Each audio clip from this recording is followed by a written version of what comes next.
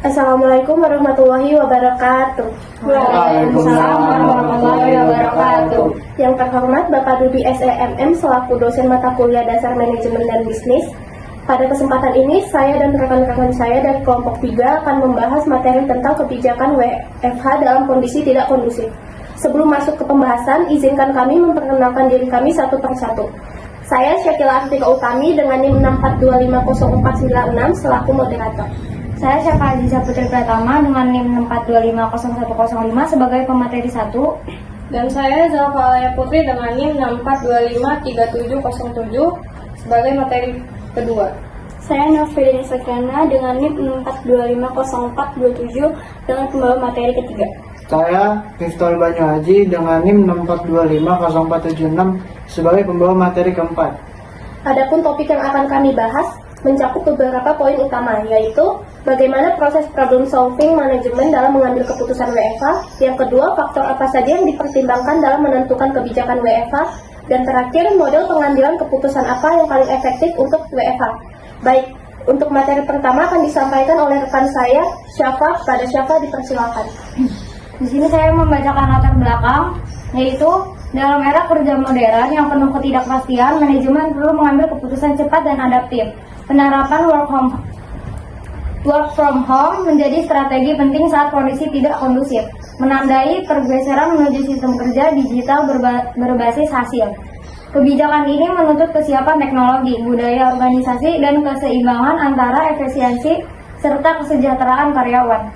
Baik, selanjutnya ada tujuan penelitian. Yang pertama itu ada menganalisis proses pengambilan keputusan manajerial dalam menentukan kebijakan WFH saat organisasi menghadapi kondisi lingkungan yang tidak kondusif.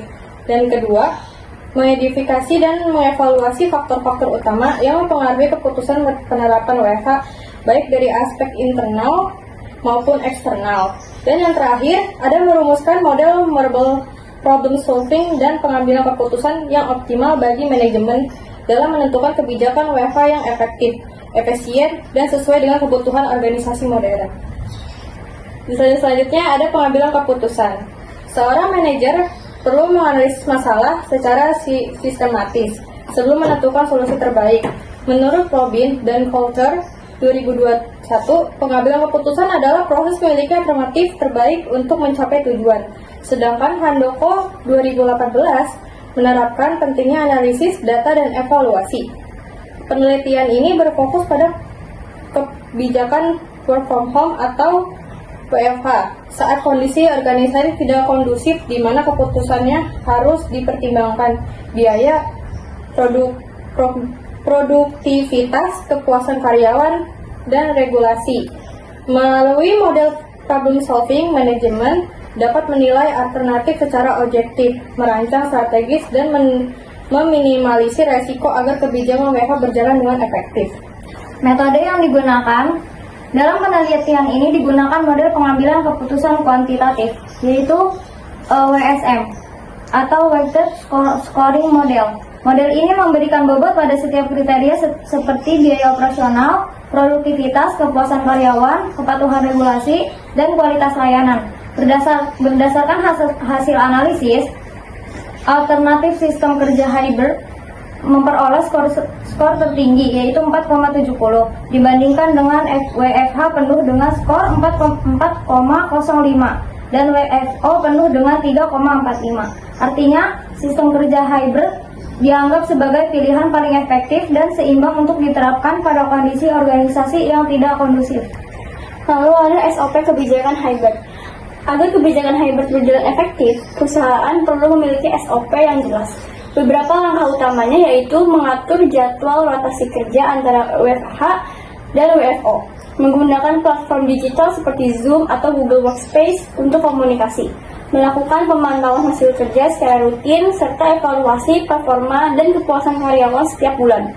Dengan adanya SOP, pelaksanaan sistem hybrid menjadi lebih terarah, tertib, dan mudah dikontrol.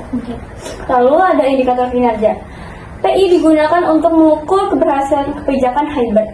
Beberapa indikator yang penting itu adalah produktivitas minimal 90%, kepuasan karyawan minimal 85%, efisiensi biaya minimal 20%, kualitas komunikasi minimal 95%, pelanggaran regulasi di bawah 5%. Yang selanjutnya ada risiko dan mitigasi.